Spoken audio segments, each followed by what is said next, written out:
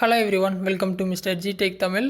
இன்றைக்கி நம்ம இந்த வீடியோவில் என்ன பார்க்குறோன்னு பார்த்தீங்கன்னா, இன்ஸ்டாகிராமில் பார்த்தீங்கன்னா ஒரு ஆப்ஷன் இருக்கும், ரீசெண்ட்லி டெலிட்டட் அப்படின்னு சொல்லி கொடுத்துருப்பாங்க. அதாவது நம்ம ரீசெண்டாக டெலிட் பண்ண போஸ்ட்டை வந்து ரீஸ்டோர் பண்ணிக்கிற மாதிரி ஒரு பட்டன் கொடுத்துருப்பாங்க. ஒரு 30 days வரைக்கும் டைம் கொடுத்து ஒரு பட்டன் கொடுத்துருப்பாங்க. இப்போ பார்த்தீங்கன்னா அந்த பட்டன் வந்து ஒரு சில பேருக்கு வந்து காட்டாமல் இருக்கும். ஏன்னு பார்த்தீங்கன்னா அது வேறு இடத்துல மாற்றி வச்சுருக்காங்க. ஸோ அது எங்கே இருக்குன்னு தெரிஞ்சுக்க போகிறோம். ஸோ இன்ஸ்டாகிராம் ஓப்பன் பண்ணிட்டு ஹோம்லேருந்து உங்கள் ப்ரொஃபைலுக்கு வந்துக்குங்க. ப்ரொஃபைல் வந்துட்டு மேலே பார்த்தீங்கன்னா 3 பார் செட்டிங் பட்டன் இருக்கும்.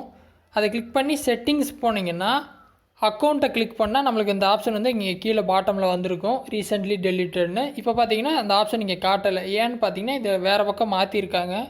ஸோ இது தெரியாமல் வந்து நம்ம நிறைய பேர் குழம்பி போயிருக்கப்போ என்னோட ஆப்ஷனே காணாமல் போயிடுச்சு அப்படின்னு சொல்லிட்டு நீங்கள் ஃபுல்லாக வெளியே வந்துடுங்க. அப்போ அதேமாதிரி ப்ரொஃபைல் வந்துட்டு மேலே இருக்க 3 பார் செட்டிங் பட்டனை மட்டும் கிளிக் பண்ணுங்கள். செட்டிங்ஸை கிளிக் பண்ணாமல் கீழே அப்படியே பார்த்துட்டே வந்தீங்கன்னா யுவர் ஆக்டிவிட்டி அப்படிங்கிற ஒரு பட்டன் கொடுத்துருப்பாங்க. யுவர் ஆக்டிவிட்டிக்குள்ளே போனால் அதில் கீழே ஸ்க்ரோல் பண்ணிங்கன்னா உங்களுக்கு ரீசெண்ட்லி டெலிட்டட் இங்கே வந்துடுச்சு. ஓகேவா? செட்டிங்ஸில் அக்கௌண்ட்ஸில் இருந்த ஆப்ஷனை கொண்டு வந்துட்டு இங்கே நீங்கள் டேரெக்டாக இங்கேயே கொண்டு வந்துட்டாங்க, முன்னாடியே கொண்டு வந்துட்டாங்க. யுவர் ஆக்டிவிட்டியில் வந்தீங்கன்னா கீழே கடைசியில் ரீசெண்ட்லி டெலிட்டட் இருக்கும். ஸோ இது வந்து நிறைய பேருக்கு தெரியாமல் இருந்திருக்கும். ஸோ இப்போ இந்த ஆப்ஷன் வந்து நீங்கள் இங்கே வந்து எடுத்து யூஸ் பண்ணிக்கலாம்.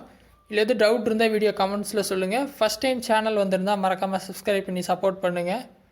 இன்னொரு யூஸ்ஃபுல்லான வீடியோவில் உங்கள் எல்லாத்தையும் அடுத்த வாரம் சந்திக்கிறேன். நன்றி, வணக்கம்.